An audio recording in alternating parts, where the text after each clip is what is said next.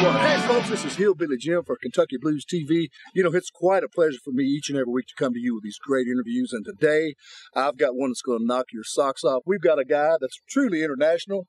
Mr. Shawn, how you doing, brother? Great to meet you. Listen, man, you're all the way from Toronto, Ontario, so you are truly international. Tell everybody first about your website, how they can contact you, how they can find out what your tour dates are, and where they can go see you. Okay, we got ShawnKellerman.com. It's SHAWN Kellerman.com. And you can go to MySpace from there, check out all the video. We got video from different bars, different festivals. You can buy CDs from there with a MasterCard. You can do whatever. You can check out all the dates. What else? That's about our contact on the web. Fantastic. So everything's right there. Fantastic. And, of course, you can also log on to KentuckyBlues.com, and we'll give you more information about what we got about Shawn and the band. You got a three-piece band, right? Three-piece, yeah. Who are the guys in your band? These guys are actually from Michigan. Joe Velo's on bass. He's from Detroit. And we got Justin Headley on drums. He's from Flint, Michigan. So I just come over the border, pick him up, and we go. That's a cool thing. Yeah. Well, let me ask you this. This is what I've been thinking about. I've been checking out some of your stuff you've been doing, seeing some of your playing. And when I check you play and listen to you sing and the action in your band, I hear a lot of influences. As a young cat, before I get into that, who were some of the people that Shawn listened to as a young man, especially blues guys? Right. Well, I mean, you're talking, I picked up the guitar in the 80s. It was Stevie Ray Vaughan. Yeah, there you go. But I went back from there. I went straight to Albert King, Albert Collins. I just went back. So my favorite era is probably early 70s, Freddie King, Albert King. A little bit funky, but still playing blues. And, of course, when I see you in a club, I have visions of Stevie Ray Vaughan live at El Macombo. Oh, yeah. Down in Toronto. And, you know, I had been to that club years ago. But, you know, for many years, I wrestled in your neck of the woods up there because the Canadian fans are just amazing wrestling fans. And I wrestled lots of times in your hometown of Kitchener up there. Yep. And then also Toronto Maple Leaf Gardens, the old Gardens. Yeah, yeah. And did you ever attend any big concerts in Toronto? And if so, where did you go to? Well, the first concerts that my dad took me to were at Ontario Place. Yeah. It was a revolving stage, we saw more jazz. Well, we saw James Cotton, B.B. King, Buddy Guy, Oscar Peterson, some more jazz stuff. So those were probably, I went there a lot. And I don't know if I should say this, but I did go to the Gardens when I was like 12 to see Rod Stewart, but I don't know. Well, you know, you got to do what you got to do. He was cool. One time he opened for Jimi Hendrix years ago. Yeah, there you go. I remember as a young guy that I went to Evansville, Indiana, and I saw the Jimi Hendrix Experience and Rod Stewart, and they booed Rod Stewart off the stage. Well, you know what? He is a good singer, though. I mean, it's like with Faces and Jeff Beck and all that. You never know, but this is what gets me. Okay, we're down here in the South. And we're kind of where all this musical blues thing really happened. We're not too far from Memphis and Mississippi and places like that.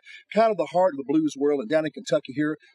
How does the blues get to a young man like you, all the way up in the great white frozen north? Yeah. How did it reach out and hit you like that? Because when I hear you play, I mean, you're blazing like Stevie Ray, but you got a soft touch too when you want to bring it out. Yeah. And that's really what the blues is all about.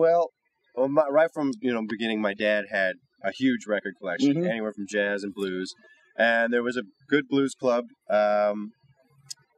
So many different influences. And when I was 18, a guy named Mel Brown used to play with Bobby Bland, Willie Nelson, everybody. He's like Stevie Ray Vaughan quoted him as like one of the most unsung guitar heroes. And he moved there, and he taught me a lot. And then he said, "You got to get out on the road." And I ended up down in Mississippi. Wow. And so it started off with my dad's collection, and then... Who is your favorite guitar player? Oh, boy. Now, Mel Brown is one of them, but, more of the famous... I love Albert Collins. Like, he's just... The Iceman. The Iceman, yeah. Do you ever do those alternate tunings and doing things like that? He would do some of that F-sharp tuning and all that stuff. You're right. And make those notes go right through your ear and pierce your whole body, I heard you do some of that. Yeah, we're going to do some Albert Collins tonight. And you know what? And then guitar players look at me and go, how do you learn it? I don't know. I just learned it in straight tuning. But I've been, just in the last couple of weeks, I've been going, I got to try that. Well, you play that Albert Collins choice of tool too, that Telecaster. Yeah. That thing seems to bite through, and we haven't got many people around that can play or even approach the way you do. And that brings me to my next point. We talk about the B.B. Kings, the Freddie Kings, the Albert Kings, the Albert Collinses, all the Kings, everybody, the Johnny Winters, everybody. Those are the blues men of yesterday we always remember. But I like to say that young cats like you coming up, folks out there in the blues world, if you're listening to me, these are the superstars of tomorrow. These are the people that are going to be carrying it on. These are the likely heirs to the throne, to the blues throne. That's why it's so much fun for us to get you in here on part of Kentucky Blues TV and the Kentucky Blues Society, and come in and do this with us. It just makes us. It takes us to what the blues is really about. Yeah. 3 men on the stage playing live in front of you. There's nothing, friends and neighbors, like live blues. You know, I love recordings, but there's something about going to a blues club and hearing guys up there laying it down. It's just the best. I mean, I know that had to speak to you when you saw Stevie Ray and people like that. Oh yeah, like this club owner in Canada, he would let me in when I was underage. So I'm like 14, 15, seeing Buddy Guy, like Jimmy Vaughn, and the Thunderbirds in small clubs, right? And all these guys. It was just, and then they'd have a band house, and I'd get back into the band house, and they'd be telling me stories. Oh, we're going to Europe and all this. I got to do this. You know? Let me ask you about something. I understand you got a connection with one of my favorite blues performers and overall performers right now that's out there today. If you folks haven't seen this man, you got to go see out the one and only. This guy here was best. I went and saw him a few months ago down in Knoxville, Tennessee, and I was blown away by his presence, his show, the incomparable Bobby Rush. Oh, yeah. What a performer. I understand you've done some recording work with him, right? Okay. Well, it first went back to the 90s, and we were in the studio, and he was producing a record. And that was the first meeting. And then I saw him on a vacation. And he got me up to jam, and he said, give me a call. And, man, I came down to the house, and he let me stay at his house for a couple months. He said, we got things a little bit different down here in Mississippi, but he said, try it out. And I stayed with him for 3 years. I moved back to Canada. We kept in touch.